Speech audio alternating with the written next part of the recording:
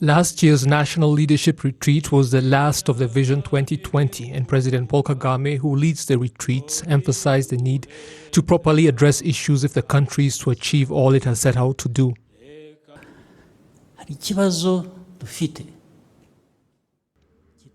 We have a problem, and it is within us. We are not addressing it, and we should be resolving it. Because of the journey we are on, a journey we all committed to, everybody must play their part. You cannot live a life where you take 2 steps forward only to take another back. It does not matter if you are making slow progress, taking it a step at a time, or even less, but at least be consistent and keep moving forward. Going back as if you are running away from your destination is a problem. It is a problem all of you that have been invited here, in all your positions of work, however different, should be thinking about. The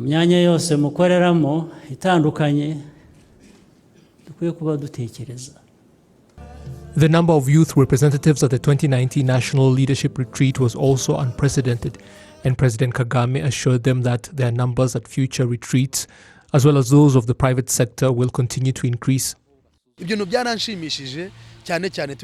I was very pleased, especially when we got to our topic of agriculture, as an agronomist, and I listened to all the input from participants with the head of state present.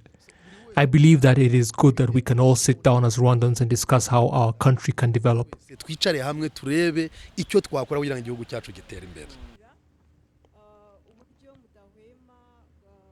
This year, participants at the upcoming retreat say there is much to discuss in light of its timing. You see, in June we have the Chogam gathering we must host. That is one of the most important meetings anywhere in the world.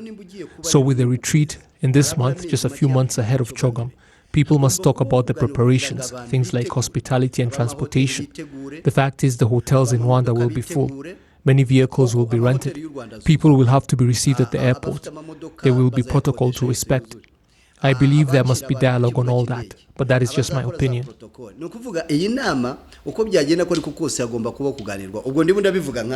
Local residents also believe such and other things should be discussed.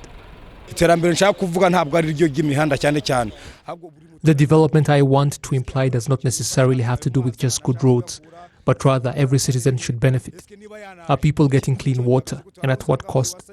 At some locations, a jerry can is 100 Rwandan francs. In others, just 20 Rwandan francs. That is what they should be talking about there. Electricity costs have also been increasing, and that is a problem.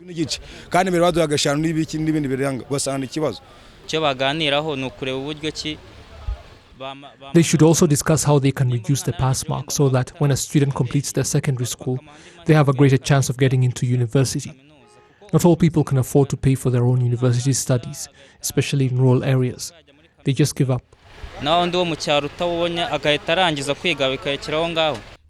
We understand what you mean by BDF, but that fund helps someone at a rate of 75% to implement their project. But even that 25% that remains may be out of reach for you depending on what sort of family you come from. I want them to help people to start their lives after school because they spend a lot of resources giving such people education anyway. The country's leadership is emphasizing that no progress is possible without proper coordination and cooperation between all sectors.